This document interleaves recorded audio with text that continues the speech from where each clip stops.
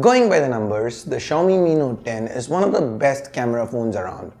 In fact, going by DxOMark rankings, it holds the joint first position for the best camera phone in the world. However, can it really compete with the big boys? We find out in today's blind test video. Hey guys, Ash here from C4E Tech, and if you do end up liking what you see in this video, please consider turning on notifications by hitting that bell icon. Let's get this video now started.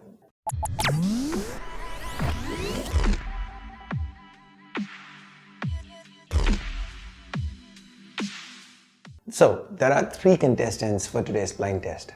We are having the Mi Note 10 go up against the big guns, so we have the iPhone 11 Pro Max and the Samsung Note 10 Plus. And by the way, I'm using the Mi CC9 Pro, the Chinese version of the Mi Note 10. Now guys, how this is gonna work is I'm gonna be showing you two sets of images for each scenario, and I'm gonna be sharing my thoughts on the pictures shot with these phones. What I see, what I feel about these images, I'm going to be drawing attention to the little details. Now at the end of each scenario, I will leave a poll. You can select which of these three you felt fared best. Now if you feel you don't want to be influenced by my commentary, just hit the mute button whenever you see this mute emoji on screen. Now with that said, let's get to the samples. Now this blind test, it's going to be a little different than the others we've done before, because it's going to focus on individual elements of the primary camera like sharpness, color and dynamic range, as well as other factors like low light performance. So set 1, we have a picture of a flower here. Zooming into the center of the frame, we can see that A has the most detail.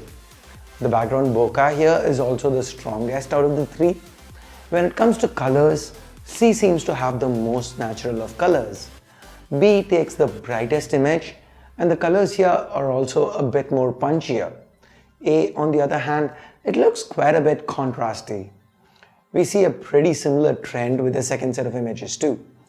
I've not changed the order yet, so it's still the same A, B and C. The detail levels here are pretty good across the board, but A and B do hold an edge. Another interesting thing to note is that when we stray from the center, with A the image does get noticeably softer. As we can see here with the petal, this was something we could see with the last set of images too. Now for me, I feel C is the more balanced option here. It has good detail across the frame with natural colors. Now that's just me though. What is your choice here? A, B or C? Here's the poll. Now it's time for the reveal. A is the 108 megapixel mode of the Mi Note 10 or the CC9 Pro. Now B is the Galaxy Note 10 Plus. And finally, C is the iPhone 11 Pro Max. Did you get that right? Anyway, let's move on to the next set of images. So here, A, B and C are pretty much on par when it comes to detail, but the colors, they are the most striking bit when it comes to these images. A has captured the most natural colors here. The roof looks to be the same shade of orange as it was in real life. B has made it almost red. C has bumped up the saturation. It's the same case for the wall too. B has an almost washed out look here. C treads the middle ground, but the colors are definitely boosted. Taking a look at the second set of pictures, we can see that C looks the most vibrant. The sky and the water are both rich blue, and the dynamic range also seems great, as evident by the detail that's been brought out from the greens to the right. A has more tones while B looks a bit pale, a bit faded out. Now to me, C looked better. It might not be the most natural option, but in this case the saturation worked, the detail from the shadows worked. So what's your choice? A, B or C? Here's a poll, let me know. And now it's time for the reveal. A, well that's the iPhone. B, the Xiaomi in the 27 megapixel mode, hence the equal detail. And C, that's the Samsung. Okay, now it's time for the last set of daylight images. So let's take a closer look at the dynamic range. The image here of the river and the stream, it has a lot of bright areas as well as shadows. So what stood out to me at first glance was just how many different shades of green we can see with C. C with C, that's a weird thing to say. Any which ways, taking a look at these branches, we can see that C has done really well, recovering more details from the shadows. A though has crushed out most of the darker areas, while B has maintained a happy medium. Also, don't really judge this one for detail. There was a slight breeze which has kinda introduced a bit of motion blur to be, kinda. Taking a look at the second image, we have a sunset here, and all the images, they had the same tap to focus point, and then we let the auto mode take over. B has the darkest image of the lot, but it has caught the colors of the sky and the sun setting really well. Also, it's the only phone that didn't cause a lens flare. A has a brighter image, sure, but it doesn't look that good. The highlights have been clipped, giving the impression of a much brighter scene than it actually was.